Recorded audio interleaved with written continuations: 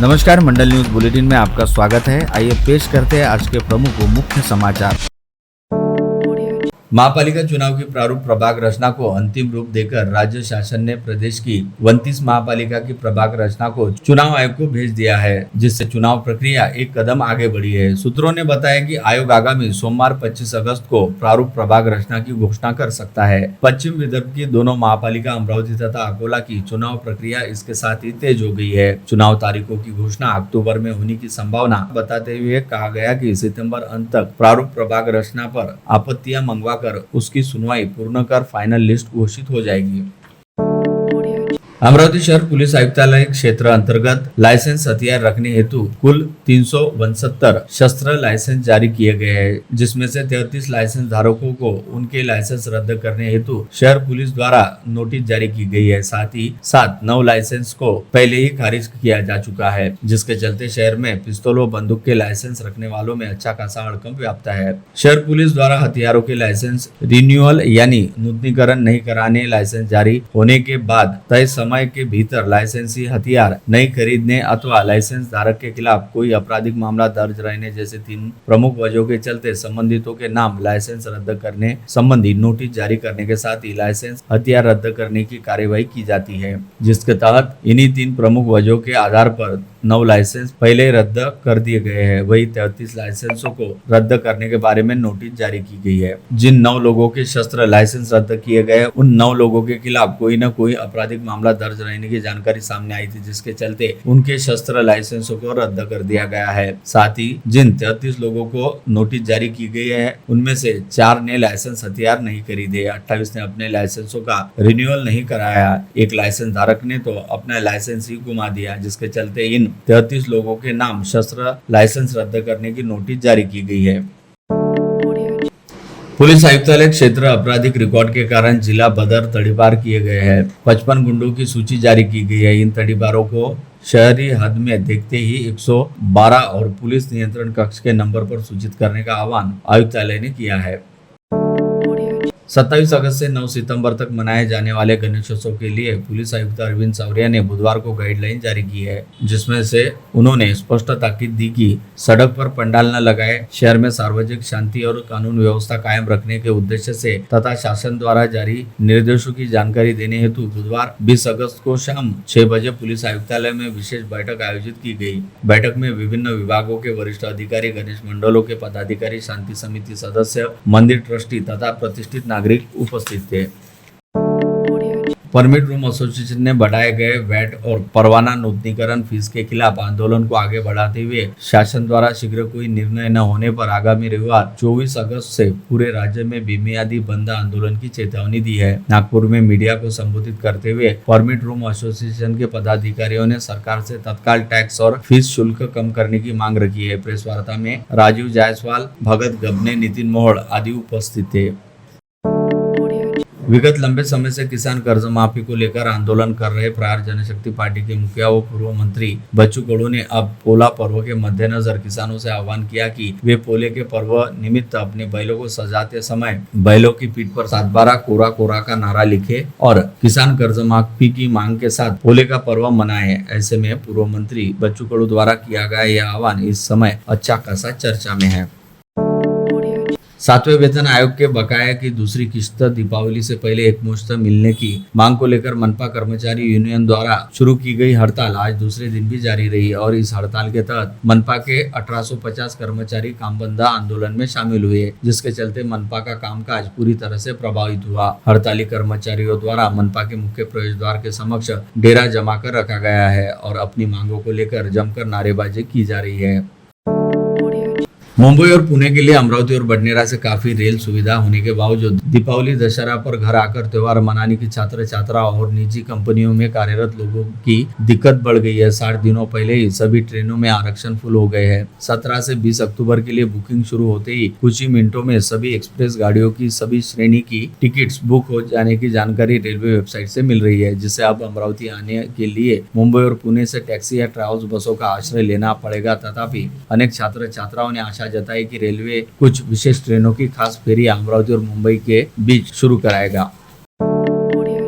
श्री कृष्ण जन्माष्टमी के पावन अवसर पर चांदूर बाजार में विश्व हिंदू परिषद प्रणीत बजरंग दल अंतर्गत श्री हनुमान क्रीड़ा सांस्कृतिक एवं व्यायाम मंडल व धर्मवीर संभाजी राजे आधुनिक व्यायामशाला की ओर से भव्य दहीहांडी प्रतियोगिता का आयोजन किया गया। इस कार्यक्रम में भाजपा नेत्री व पूर्व सांसद नवनीत राणा विशेष रूप से उपस्थित थी। इस समय क्षेत्र के पूर्व विधायक बच्चू कडू पर बिना नाम लिए निशाना साधते हुए पूर्व सांसद नवनीत राणा ने कहा कि क्षेत्र के पूर्व विधायक ने राज्य मंत्री रहते हुए भी किसानों और दिव्यांगों को न्याय नहीं दिया और अब पूरे महाराष्ट्र में घूम घूम कर किसानों और दिव्यांगों को न्याय दिलाने का ढोंग किया जा रहा है, लेकिन अचलपुर की जनता अब इस प्रकार के ढोंग को बर्दाश्त नहीं करेंगी। नवनीत राणा ने आश्वासन दिया कि राज्य के मुख्यमंत्री देवेंद्र फडणवीस के माध्यम से किसानों की कर्जमाफी कराई जाएगी और किसानों को राहत दिलाने का हर संभव प्रयास किया जाएगा।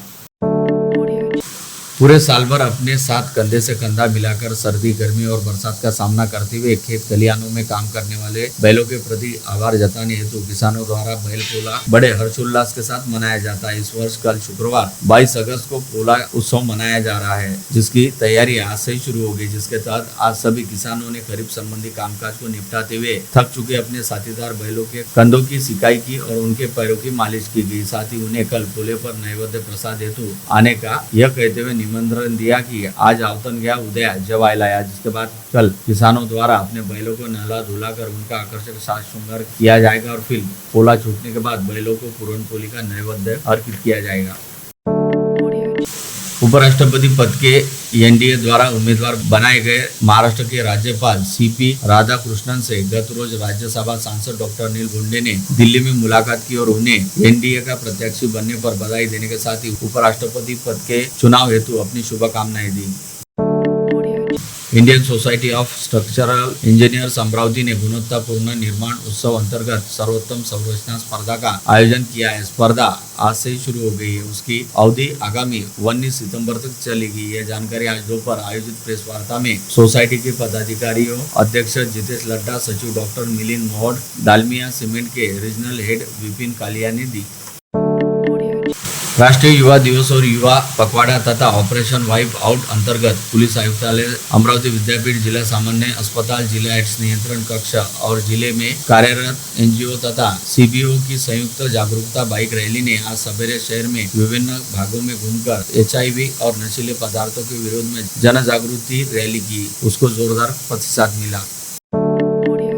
परतवाड़ा के रविनगर परिसर में रहने वाले सुनील गुप्ता नामक सेवानिवृत्त शिक्षक आज अपने घर में संदेहास्पद रूप से मृत पड़े मिले, जिसके चलते पूरे परिसर में अच्छा खासा हड़कंप व्याप्त हो गया। जानकारी मिलते ही परतवाड़ा पुलिस के दल ने तुरंत मौके पर पहुंचकर पंचनामे की कार्यवाही की और शव को अपने कब्जे में लेकर पोस्टमार्टम हेतु उप जिला अस्पताल के शवागार में भिजवाया। इस संदर्भ में मिली जानकारी के मुताबिक हाल फिलहाल ही शिक्षक पद से सेवानिवृत्त हुए सुनील गुप्ता अपनी पत्नी के साथ परतवाड़ा शहर के रविनगर परिसर में रहा करते थे। वही उनकी 2 बेटियों का विवाह हो चुका है। साथ ही इस समय उनकी पत्नी मायके गई हुई है, जिसके चलते सुनील गुप्ता अपने घर में अकेले ही थे। ऐसे में उन्हें अपनी पत्नी सहित उनके कुछ परिचितों द्वारा उन्हें कल से फोन लगाया जा रहा था, लेकिन सुनील गुप्ता फोन नहीं उठा रहे थे। ऐसे में आज दोपहर बाद सुनील गुप्ता के एक दोस्त ने उनके घर जाकर देखा तो सुनील गुप्ता घर के नीचे फर्श पर अचेत पड़े दिखाई दिए और उनके सिर पर हल्की चोट भी आई, जिसके चलते उस दोस्त ने इसकी सूचना तुरंत ही परतवाड़ा पुलिस सहित सुनील गुप्ता की पत्नी को फोन के जरिए दी। जिसके बाद परतवाड़ा पुलिस का दल तुरंत ही मौके पर पहुंचा और घटनास्थल का पंचनामा करते हुए सुनील गुप्ता के शव को पोस्टमार्टम हेतु भिजवाया। धारनी थाना अंतर्गत जूना कॉलेज के पास प्रभाग 6 के घर में आज सवेरे चारपाई पर सोई अवस्था में महिला की लाश मिलने से खलबली मच गई। ये महिला राखी पूर्णिमा पर अपने पुत्र के साथ पिछले दिनों धारनी आई थी। उसका विवाह मध्य प्रदेश के पिपलिया में हुआ है। पुलिस ने सूचना मिलते ही घटनास्थल का पंचनामा कर जाँच शुरू की है। अवैध साहूकारों के मामले को लेकर मिली शिकायत के आधार पर सहकारी संस्था जिला उपनिबंधक कार्यालय के पथक ने एक निजी साहूकार के घर छापा मारते हुए तलाशी ली, जहां से कई आपत्तिजनक दस्तावेजों सहित कुछ कोरे धनादेश जब्त किए गए। जिसके बाद गोरखनाथ नथुजी वानखड़े इसके खिलाफ महाराष्ट्र साहूकारी नियमन के तहत विविध धाराओं के तहत कार्रवाई कर जांच शुरू की है। सेलू तहसील के आमगांव में बुधवार 20 अगस्त की देर शाम भीषण हादसा हुआ। इसमें एक ही परिवार के 3 लोगों की मौत हो गई, जबकि एक घायल को अस्पताल में भर्ती किया गया। सिंधी रेलवे पुलिस इस मामले की जांच कर रही है। पुलिस अधीक्षक अनुराग जैन ने इस दुर्घटना की जानकारी देते हुए 3 लोगों की मौत होने की प्राथमिक जानकारी दी। प्राप्त जानकारी के मुताबिक वर्धा की पंजाब कॉलोनी निवासी जूनगरे परिवार वर्धा से नागपुर के लिए रवाना हुआ था। खड़की के आगे आमगांव में विपरीत दिशा से नागपुर की तरफ ट्रक आ रहा था। इस दौरान स्पीड ब्रेकर पर कार अनियंत्रित होने के कारण रास्ते पर जमा पानी में पलट गई। इस घटना में 3 लोगों की मौत हो गई। दारवा में रेलवे स्टेशन परिसर में पुल हेतु खोदे गए गड्ढे के पानी में तैरने हेतु उतरे 4 बच्चों की डूब जाने की वजह से मौत हो गई। यह घटना बुधवार की शाम 4:30 बजे के आसपास घटित हुई, जिसकी ओर ध्यान जाते ही परिसर के कुछ युवकों ने तुरंत गड्ढे के पानी में उतरकर चारों बच्चों को बाहर निकाला, लेकिन तब तक वे दम तोड़ चुके थे। तलेगांव दशेसर थाना अंतर्गत आने वाले ग्राम सिंदूरजना खुर्द से धनोडी चांदूर रेलवे अमरावती मार्ग पर बुधवार की सुबह 7 बजे के दरमियान चालक का ऑटो से नियंत्रण छूट जाने से ऑटो रोड साइड के नाले में पलटी होने से ऑटो चालक व सवार 3 लोग गंभीर रूप से घायल हुए हैं। जानकारी के मुताबिक 20 अगस्त की सुबह अमरावती से अपने बेटे को वर्धा में कॉलेज छोड़ने हेतु ऑटो में जाते समय चालक का अचानक सिंदूरजना से धनोडी के मध्य चांदूर रेलवे मार्ग पर नियंत्रण छूटने से ऑटो रोड साइड के गड्ढे में गिर गया। इस दुर्घटना में ऑटो सवार मोहम्मद आसिफ, मोहम्मद सादिक, शबाना परवीन व मोहम्मद इरफान सभी अमरावती निवासी बताए हैं। अमरावती के हमालपुरा रेलवे स्टेशन मार्ग पर स्थित होटल श्रीहरि में युवा एमआर का शव मिलने से हड़कंप मचा। मृतक का नाम अजित पुष्पेंद्र प्रताप छिंदवाड़ा निवासी बताया गया है। अजित रायपुर की बड़ी दवा कंपनी का एमआर है। हर 4-5 माह में व्यवसाय के सिलसिले में वे अमरावती आता था और होटल श्रीहरि में रुकता था। बुधवार को हमेशा की तरह अजित ने hotel Shrihari room number 102 book किया था। गुरुवार की सुबह 11 बजे के दौरान अजित की कंपनी के कुछ लोग होटल पहुंचे। उन्होंने बताया कि अजित मोबाइल नहीं उठा रहा है। रूम के दरवाजे पर दस्तक देने के बाद भी प्रतिसाद नहीं मिला। भारी आशंका के बीच होटल मालिक श्रीकांत साहू के कहने पर डुप्लीकेट चाबी से रूम का दरवाजा खोला गया। अजित अपने बिस्तर पर मृत पाया गया। सूचना मिलते ही राजेपेट पुलिस ने घटनास्थल पहुंचकर पंचनामा किया और लाश को पोस्टमार्टम के लिए इरविन अस्पताल में भेज दिया गया। पुलिस ने फिलहाल आकस्मिक मौत का मामला दर्ज कर लिया है। अजित की मौत को लेकर तरह तरह की अटकलें लगाई जा रही है। पीएम रिपोर्ट के बाद ही मौत का अधिकृत खुलासा होगा।